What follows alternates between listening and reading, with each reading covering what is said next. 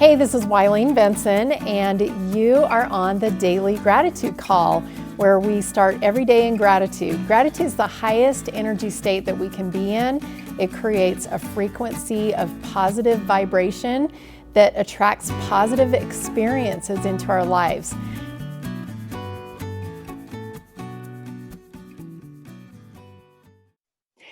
Hey everybody, this is Wileen Benson. This is our Daily Gratitude Call. Thank you for joining our call today. I'm grateful to have those of you here live and also those who are listening on the podcast. Just really want to appreciate you for taking the time to be with us. I'm excited to see what we get to discover today. I'm not going to give a whole lot of instruction, or not instruction, but a lot of thoughts that are kind of going through my head. I'm not going to clutter your brain up with those thoughts. I'm going to just invite us to be really open to listening for what we get to learn today. And the subject that we're going to focus on is gratitude for problems revealed. Gratitude for problems revealed. And I'm going to set the timer for 90 seconds. We're going to do a private silent meditation on gratitude for problems revealed, and just write down whatever you're inspired to write. And so 90 seconds begins now.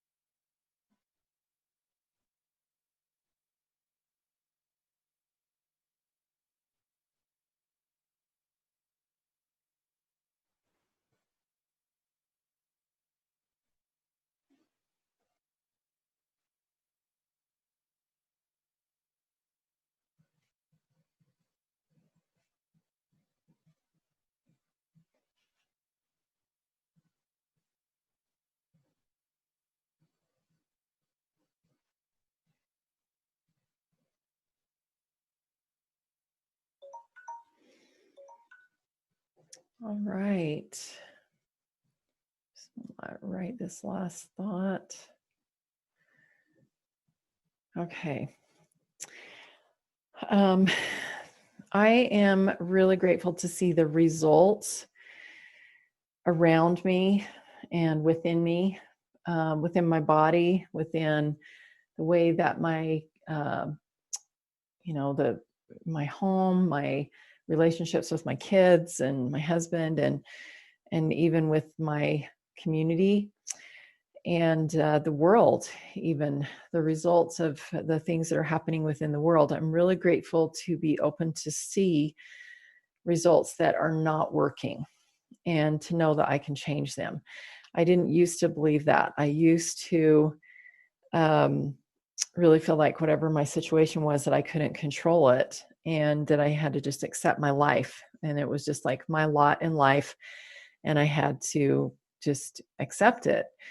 But I know now that I create my life, and by my energy and my beliefs, I also create my environment. And that environment extends. Now I'm really starting to understand that my environment, my energy and my beliefs actually even creates the situations in the world.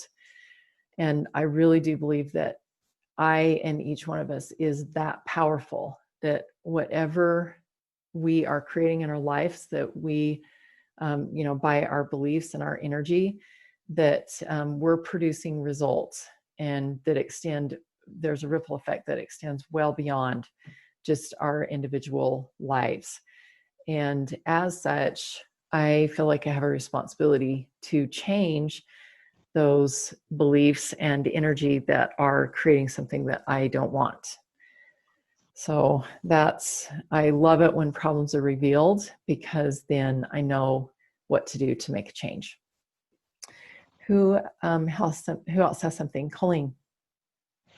I was thinking about, well, my sister-in-law just found out through elective surgery that she had cancer. And so the problem revealed was that she could do something about it. And I think that sometimes that little bit of awareness, like I became aware, just conscious of it. I knew about the I am statements, but how much I'm tired has affected me. And my feet were so tired so often, and I thought, no, I'm energy and light, and I that's the life I want to create. And just those I am statements are so powerful, and just quickly, changing those things up and changing the feelings of what comes around. I think even just my pride and how quickly I can catch that and turn that around, and just repent faster. I love that. I love that. That's so powerful. Like, how quickly can I change that? How quickly can I repent? I think that's an awesome question. Thank you. Deepti. I am so grateful for the problems that reveal themselves, because if we start seeing problems rather than obstructional problems, they are actually directional. The universe loves us. The universe loves us. They do not want to see us sad. They are not the ones who want to see us feeling low. So I think the moment you shift your perception to seeing problems as directions to getting in touch with your own true self, that is why universe sends us problems to see and to return to our own true self-worth and bringing us back to who we were. So I see problems that way. Oh, I love that. I thought of, as you were talking, I just saw like a bowling alley with the bumpers on the side, and the bumpers could be the problems. And if you're bumping against a problem, it's like, it's not a bad thing. It's just the problem is just telling you you're off center, get back in alignment. Yeah, get back on track. Get back on track. Get back on track. I love that.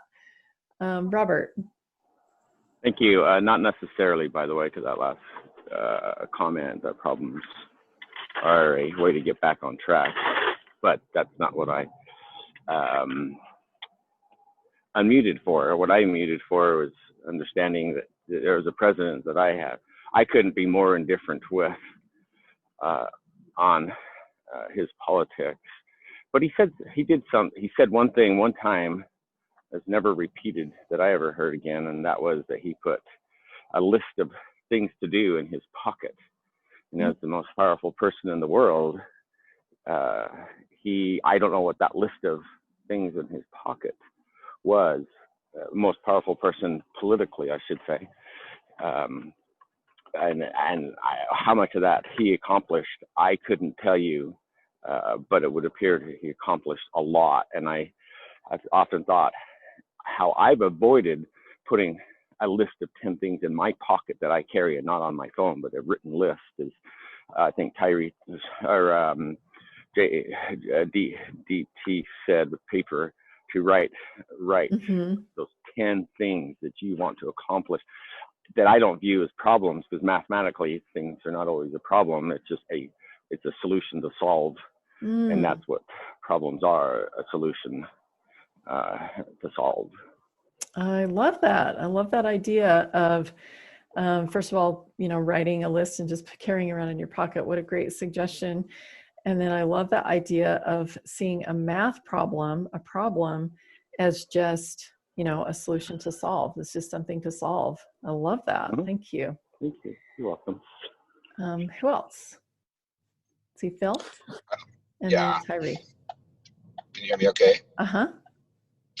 Okay, so problems revealed, I mean, the word problem, I think, is also imagined. So what came to my mind was that the problems that we call problems are actually situations in our mind that we've created, and we time travel inside of our mind, either to the past or to the future, and try to solve a problem that we've created that doesn't actually even exist. And so sometimes this is just revealing the word problem. That's what came to my mind. So Awesome. So there could be a connotation that we've assigned to the word problem that might feel negative, because we, like you said, time traveled in the past or the future, and we thought, oh, here we go again. This is going to be hard or whatever. But also something that I'm hearing you saying, that sometimes we create problems in our minds that don't really exist because of that time travel. It's like, oh, this is going to be hard, when it really isn't. It's if we just move forward, it would be not a problem. Tyree and then Laura. So yesterday, my husband asked me, he said, if you had all the power, if you were like God and you had the power, what would you change? And I said, I thought about it, and I was like, well, there's things that I want us as a people to change, but obviously, Heavenly Father is all knowing, and there's a reason things are the way they are, because we created them that way. And so he's not changing things that I want to change just with the blink of an eye. So obviously there's a reason that they're supposed to be the way they are. But I was just thinking, problems or perceived challenges, or whatever the case is, it's like the siren that we heard in the background before the recording started. It's just it's just bringing something to our attention that we aren't aware of sometimes. And it's, we David A. Bednar, he is the leader in the Church of Jesus Christ of Latter-day Saints, and when he was the president of BYU Idaho, he would, anytime a challenge or something would come up, he would write it down, and then each night he would take that list in prayer. Anything that he didn't have come up with, the solutions didn't arise in the course of the day, he would take to prayer and turn it all, like put it on the altar and turn it all over to Jesus Christ and Heavenly Father, and he would just turn it over, and then he would keep it by his bed, and then throughout the night or in the morning, if things came to him, he would just write it down. And so he didn't take the weight of challenges on himself. He would just turn it back over to the Lord to help him solve these challenges that were arising. And I think that we can do that same thing. Beautiful. That really adds a new perspective to what Robert was sharing about, the person who wrote the list of 10 things and put it in his pocket. That really is taking on myself. I'm going to do everything that I can. I've got this, I'm going to carry this list around with me, like literally carrying the list with me in my pocket all day. But then what a great new perspective to see that whatever doesn't get accomplished on that list, that we can lay that on the altar at night. We can release ourselves from it. We can sleep peacefully, be open, allow our brains to be open while we sleep for the solutions to come to those problems, or the answers, or the way, to accomplish those things. And I've had that experience before, and wow, what a wonderful way to live, to, do all that you can and then leave the rest to God. I love that. I had one other thought that I wanted to share about something you shared earlier, that, your husband had asked you, and you thought, well, there's some things that I'd like us as a people to change. We are all mirrors for each other. And if there's something that bothers us about other people, whether that be us as a people, or if it's like another individual person, it's a mirror of something that is uncomfortable within ourselves that we can change. And so again, we do have the power to change other people by changing our own perspective or just changing that thing within ourselves, because whatever energy we put out, we're going to attract that back. That's going to be produced out there. So again, whatever we really do have the power to change everything around us. Laura. That's similar in some ways to what I've been wanting to say. Problems reveal, they always reflect what is unhealed in my soul. So when a problem arises, it is always, at least in part, because of my response to life rather than because of the event itself. Well, so when problems occur, they affect every level of my soul, both inside and outside of me. And I can't always control the environment, what is outside, but I can always respond to what is outside myself. And those problems enable me to heal and expand into a greater version of myself. Yes, I love that. That's absolutely true. Everything that we learn within, as we're in the process of solving those problems, everything that we become and everything that we learn comes with us, doesn't it? We're a new person as we go beyond that. And without, we wouldn't have that recognition of what needs to be healed and what needs to be expanded. Yeah. Awesome. Thank you. All right. Any last thoughts before we shift over to our permission process? Thanks everybody for what's been shared. Deepti, did you have something else? Yes, so just continuing to what you just said, that if we don't like something in someone else, so I'll just like to say that, we've been told all our lives that judgments are wrong, but I think are very helpful in our personal development if we learn how to use them. Yeah, absolutely. If we learn what that judgment really means, if there's a judgment that we have about something, it could be like a warning, just like something coming from within our spirits, that this is, don't go down that way, don't connect with that person, whatever. I think that there is some value there of just that personal intuition, discernment, to help us make some wise choices. But also judgments, I think, are really good too, because then they do reveal problems that we have within ourselves that we can change. I appreciate that. Thank you. All right, let's go ahead and just take a deep breath. And just feeling some gratitude for this subject today of seeing problems in a different light, different perspective, and actually feeling gratitude now for problems that have revealed themselves, maybe situations within your life that before this call you had seen as something negative that maybe you didn't have control over. And now with this new perspective, hopefully you can maybe find some gratitude within those problems. Just take one more deep breath.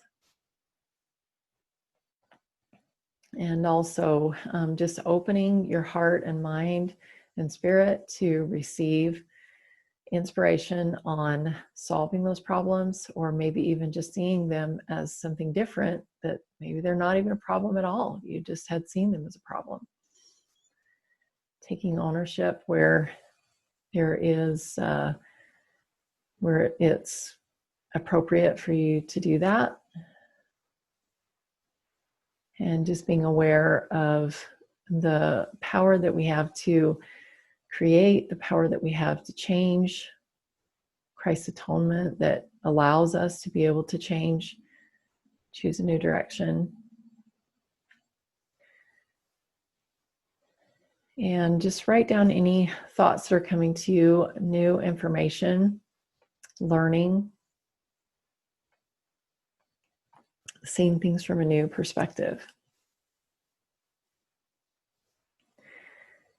And if there is a particular area in your life that you know has needed to change, and it's a problem that has revealed itself, whether today or something that you've been aware of in the past, just allow that situation to be with you right now.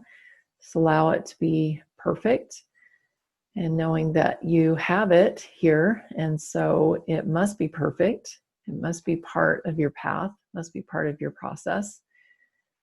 And just invite you to be really open and allow,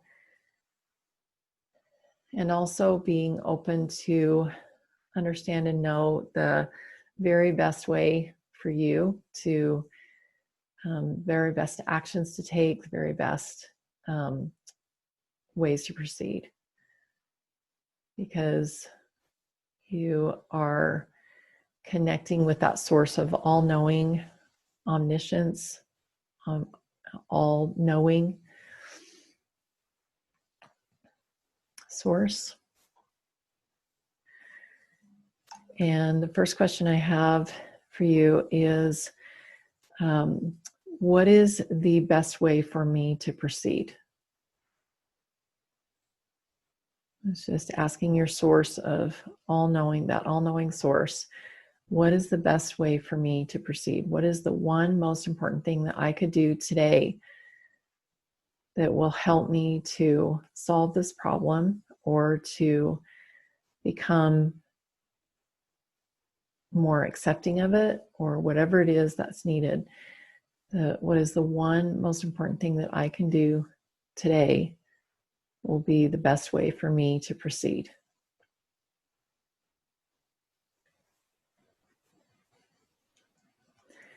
And as you're receiving that inspired shortcut for today, what is the limiting belief that might be showing up for you?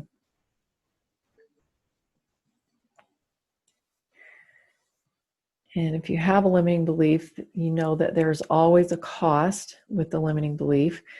If you look at the problem and the inspired shortcut that you've received to get through that problem or to change your perspective of it, what is the effect that that limiting belief is going to have on it?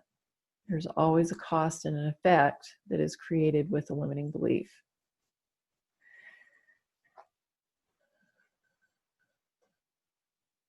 And if you don't like that cost, if you can see that it's not going to serve you, then you have an opportunity right now to give yourself permission to choose a new belief that will create a different outcome.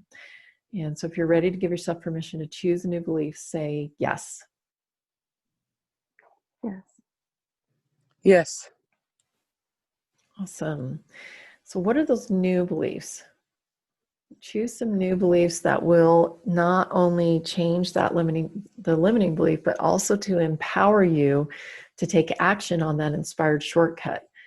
Maybe there's been some doubt about you personally being able to follow through. Maybe there's some doubt about, if you're enough to be able to do what the inspired shortcut has been revealed to you today. Or that you felt that the problem is bigger than you. Whatever those limiting beliefs are, and whatever those feelings that you've had in the past, this is an opportunity for you to write new beliefs in a way that will counteract those, that will help you to focus, just completely turn around and focus on the direction that will take you to the solution. That those just set aside or even put them behind you, all of those thoughts and limiting beliefs. Just write some new beliefs that will put those behind you and you can move forward.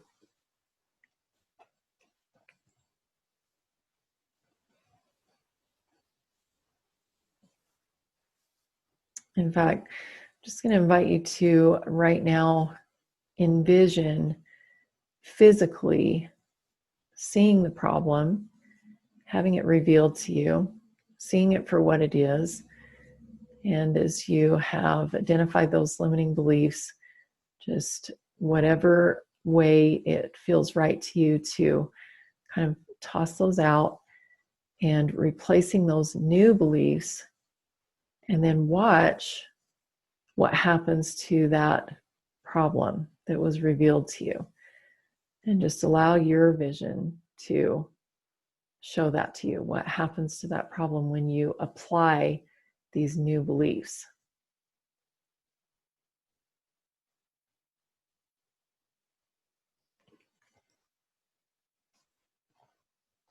We do have some time for several shares.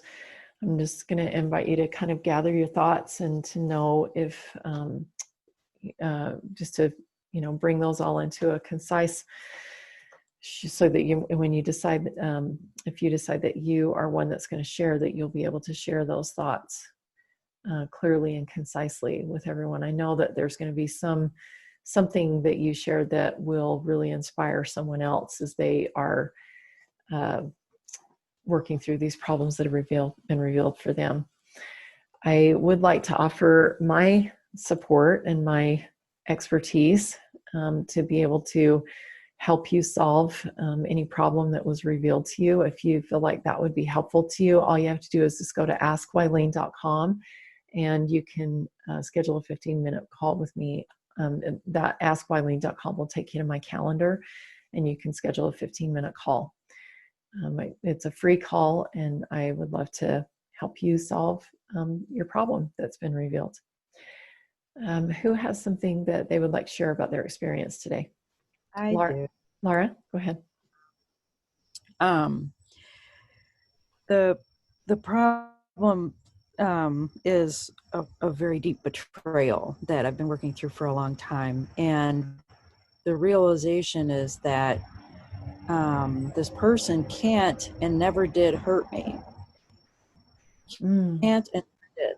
That's the new belief. And it's rooted in the story of Joseph, when Joseph said to his brothers, "Do not be afraid, for I am in the place of God.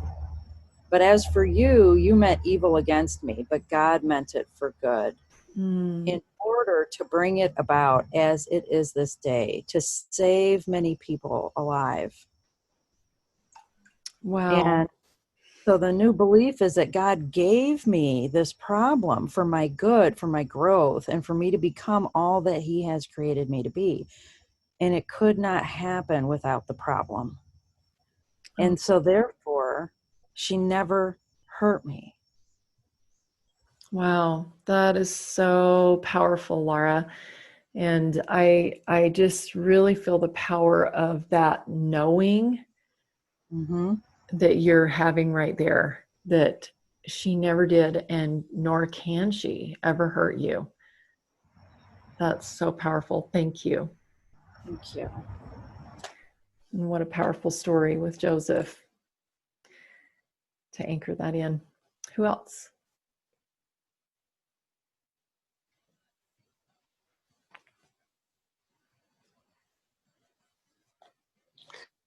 So tomorrow is my husband's birthday, and I have wanted for months to get him something specific for his birthday that I know that he would love.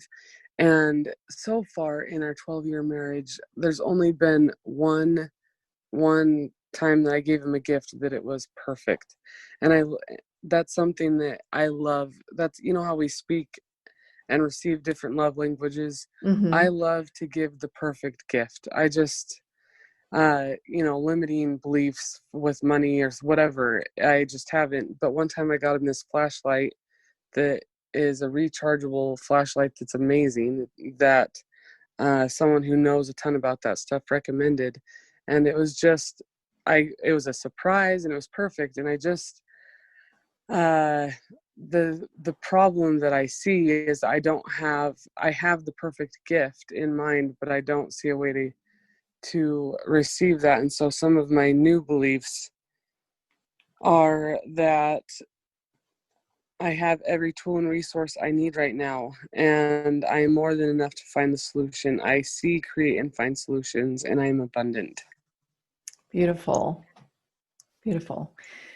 Can I suggest an additional one? Of course. I am open to receive. I think a lot of times we feel like we have to make it happen. And possibly there's a way that you hadn't even considered. That's definitely true. Thank you so much. You're welcome. Robert. Well, I'm glad it's not a contest, because Laura would when I'd give my vote to Laura, what she said, hands down, it was great. But since it's not a contest, who can say the most profound and lively and truthful statements? Yeah. So what I have recognized is, and I really appreciate what Laura said, if I didn't make that clear, how similar I've asked my brain when it has come up with a problem. I'll say it in prayer, like to God, but I had to add to the request by my brain, specifically by asking my brain, I know you can solve this problem. I know you can bring this to me and give me the answer my conscious mind needs to identify with. And what Laura said was so beautiful, because it's like that wasn't outside of my brain, but it was like, yes, it's like these people who have hurt me,